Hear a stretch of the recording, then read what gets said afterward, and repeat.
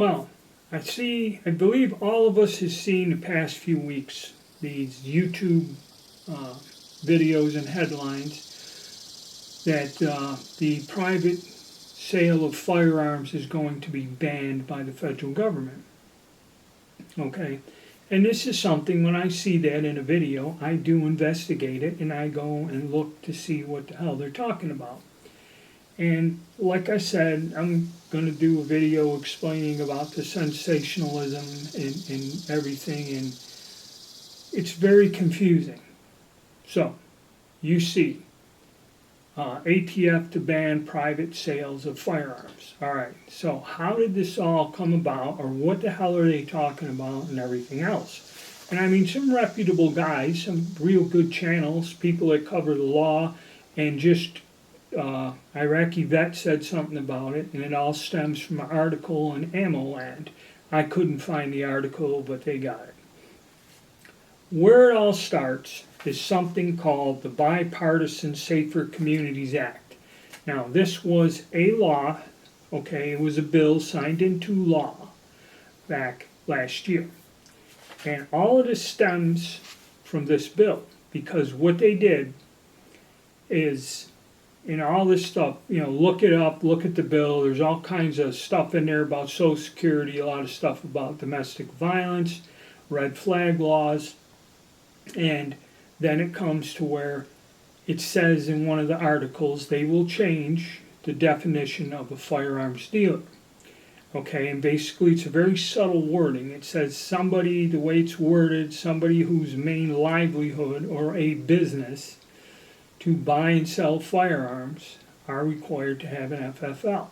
Okay? So, now it says that it's changed that to anybody who makes a profit from selling firearms must have an FFL. Okay? This is the subtle difference. You don't have to have like a business license or tax number, a private sale. And then it goes on, and see, this is what everybody misses, everybody excludes, is there's some strange clause in there other than those liquidating a private collection. Okay? All they look at is that change in the definition. Now, that is a law. So what does this mean? And I'm trying to figure out what people are proposing. And eventually the ATF said now that because of this law, they are going to change through, again, an executive order from the president, again, another law. They're going to change the definition and change the rules. Okay?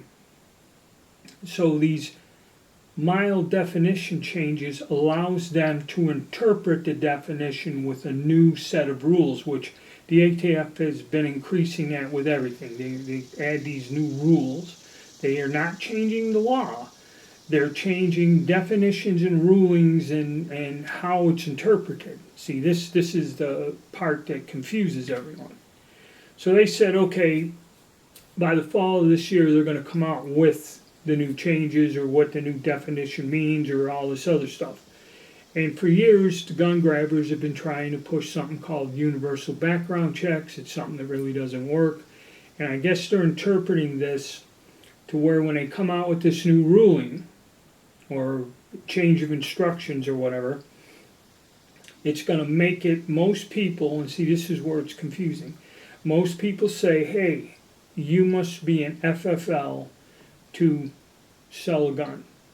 Okay, so in other words, if I want to sell somebody this used gun, I have to be an FFL, or if we're not FFLs, neither party, the buyer or the seller, I believe another way of interpreting it, and again this is just people's interpretation, is if I wanted to sell a shotgun, say, I would have to go to a licensed dealer, more or less turn the gun into him, have the buyer come, fill out the paperwork, do a background check, and take the firearm out with them.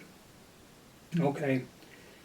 basically using, and I've seen this done, where people are super paranoid about selling like a handgun.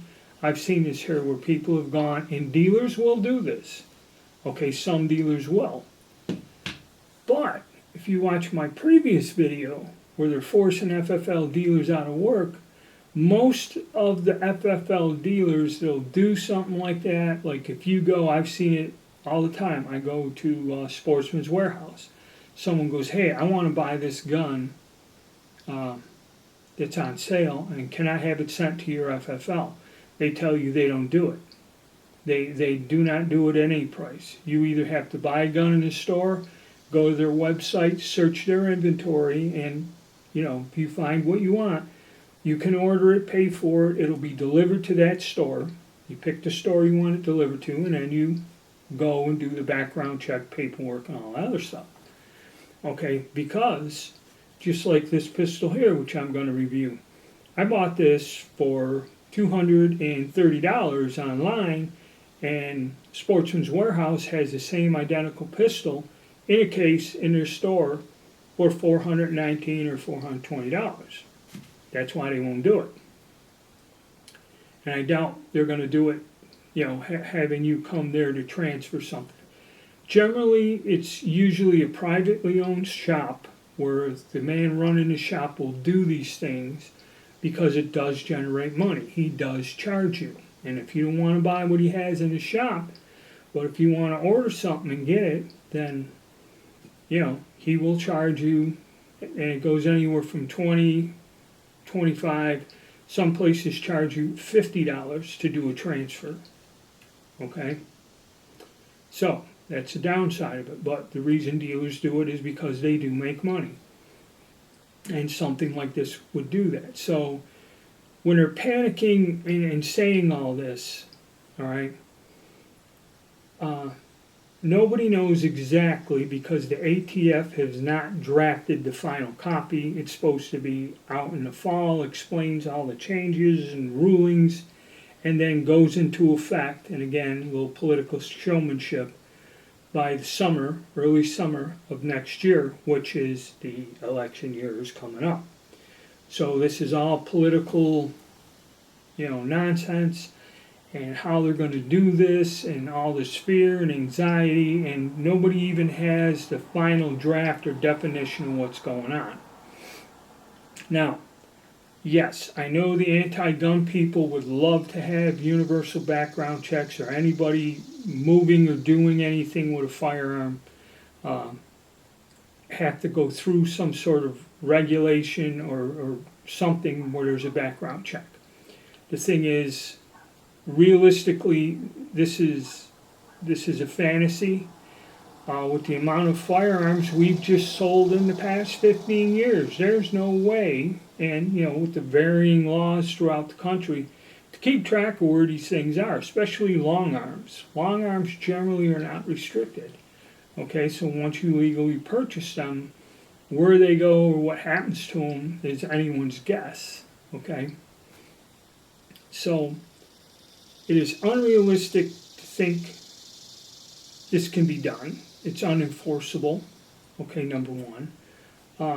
Number two is how would they find out you do it? So you go out in the middle of nowhere in farmland, and this one old guy who wants to sell a shotgun. Somebody says, hey, I want to buy a shotgun, and he buys the shotgun. How do they know? That they got a satellite watching them or whatever. How can you keep track of that? It's impossible to enforce this. All right. And again, it comes down to intimidation and fear. Because if you read this, and that's another thing nobody's talking about, if you read some of the stipulations, if you get caught violating this, it's 15 years in a federal prison or some kind of gigantic fine, okay, in terms of money. So, and there's also some clauses. I kind of believe what this whole nonsense is targeted at, and it does give law enforcement and the government the ability to check on your bank records, storage facilities and stuff, all this other stuff, is what they're proposing, What they are looking for is, like I mentioned in the AR-15 video, when I'm in the shop, and again, you call them scalpers or whatever. What's been going on the past 10 years is somebody will buy either ammunition, guns, or something that when a shortage comes, they'll go, and it's even gotten reloading equipment, like 9mm shell holders. People will go to a thing and they see they got 10 in stock, they buy all 10 of them and say it's a $9 item. Now they're sold out. The reloading companies are overwhelmed. You can't get it. People want to reload. So now you take your $9 item and sell it for $30 on eBay or something. Okay? Well, people done this with firearms and they really don't like it. How legal or illegal it is, for me to go into the store and buy, like one guy, 3 AR-15 rifles. Okay, I pay X amount of dollars, I bought it 3 of them, not breaking any laws, not doing anything. And I put them away. I put them away for 6 months or a year. And now AR-15 rifles are selling for double that amount. And I go and sell these guns to make a profit. I believe this is aimed at people doing that. A lot of people are doing it. I know we use the term, or I've seen the term, scalpers or profiteers. I believe they're looking for people doing that. And I know a lot of people do. And they don't buy numerous guns, but they'll see a gun of some sort that looks like it's going to be banned. And they're usually some sort of long gun, they'll buy it, put it away, and then try to sell it for a profit. Sometimes it works, sometimes it does not.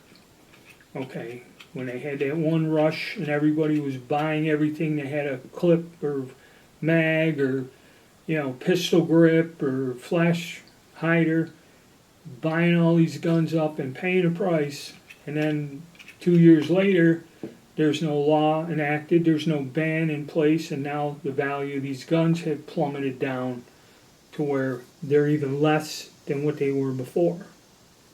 And now these people are stuck. I think they're trying to target you if you do that, And then, of course, the gun runners. Like, I guess the high point pistol used to be the one, but now it's the Sky. You can get a Sky for $180, compact 9. If you get one of them other models that are hammer fired. You go in a store, and there is no law against me buying multiple handguns at one time. Okay? They have to fill out a form. There's an extra form that goes with that if I buy 2 or more handguns at once. But that's no big deal. Okay? But they do watch.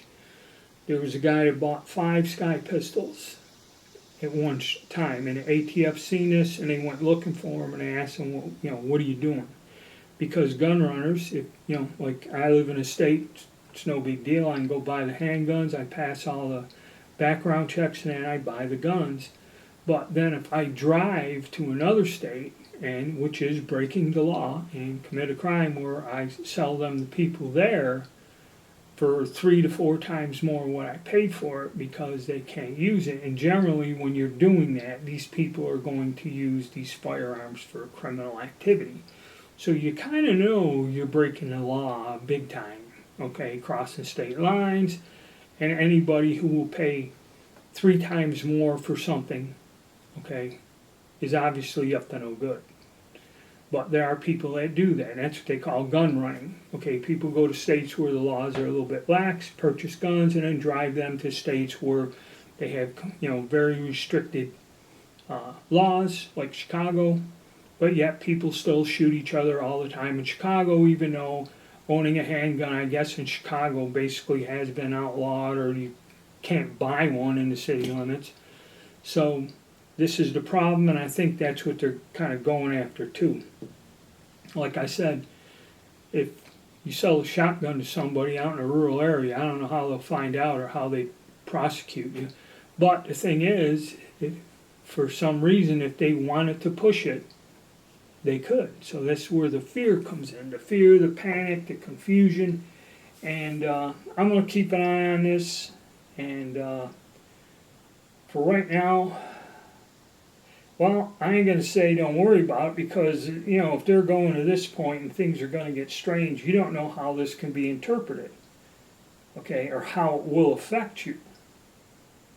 And I've heard that also they're going to try to shut down places like the gun broker and arms list, all because of this too, because now it brings into play this stuff. So I guess we'll see on this. There's a lot of confusion. There's a lot of that fear mongering, panic and stuff. And I just wanted to address this in a video. It is something to keep an eye on and see what the final thing from the ATF, the final rules or whatever they change, will be coming in the fall and that. And again, probably just like all the other things I've talked about, it's going to get challenged in court. But I think this is really going to show you next year is going to be bad with terms of harassment of legal gun owners, certain states passing even more restrictive laws, and it's all political showmanship, and it's just, like everything else there, is just to drive fear, anxiety, and get people to panic, okay, is what's going on. All right, guys, if you like the content, if you like my view on it, hit the like button and subscribe, please, if you would. All right? Thank you.